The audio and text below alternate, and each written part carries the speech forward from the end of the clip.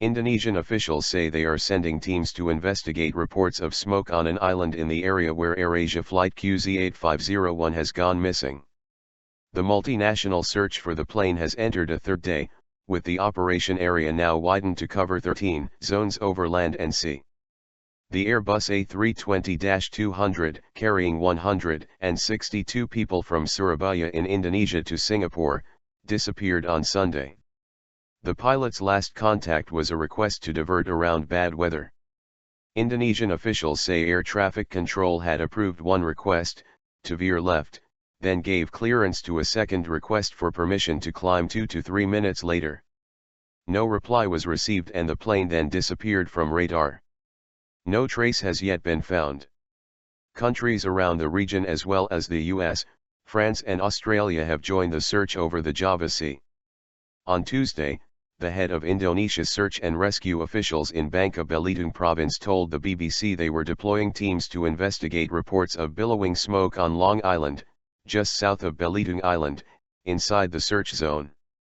Editor Jeffrey Thomas, AirAsia flight QZ8501 may have been caught in a severe thunderstorm updraft. Andriandi said the smoke was spotted on Monday by a Chinese television crew, about 29 miles from Manggar in East Belitung. There is a possibility that it might be from the missing AirAsia plane, but we are still doing further verification, he said. Experts have cautioned the smoke could be unrelated to the plane. Reports of a possible oil slick spotted in the seas off Belitung Island on Monday turned out to be reefs just below the surface. Bombenso Alistia, the head of Indonesia's search and rescue agency, also said on Tuesday that officials would be speaking to 2 fishermen who had reported hearing a loud bang on Sunday. But he said no signal had been detected from the plane yet. On Monday, he had said he suspected the aircraft was at the bottom of the sea. U.S. destroyer en route.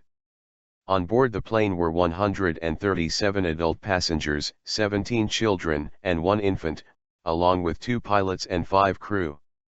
Most were Indonesian, but the passengers included 1 UK national, a Malaysian, a Singaporean, and 3 South Koreans. Pilot Capt. Irianto had more than 20,500 flight hours, almost 7,000 of them with AirAsia. The co-pilot was French national Remy Emmanuel Pleasel. At least 30 ships, 15 aircraft, and 7 helicopters joined the operation when it resumed at 6 o'clock local time, said Indonesian officials, with the search now covering 13 different areas across land and sea. The multinational operation, led by Indonesia, has been joined by Malaysia, Singapore, and Australia, with other offers of help from South Korea, Thailand, China, and France. The U.S. destroyer USS Sampson is on its way to the zone.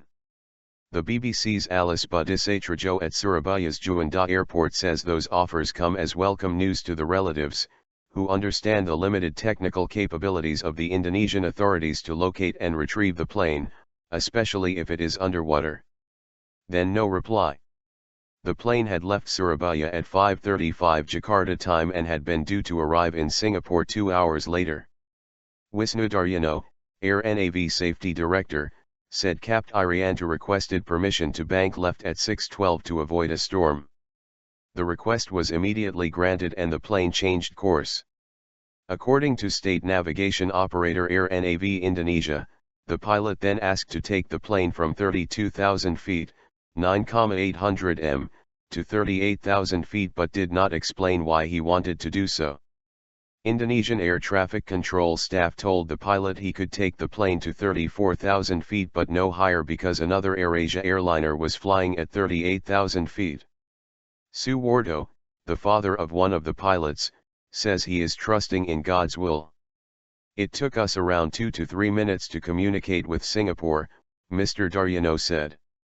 But when we informed the pilot of the approval at 6:14, we received no reply. The plane was officially declared missing at 7:55.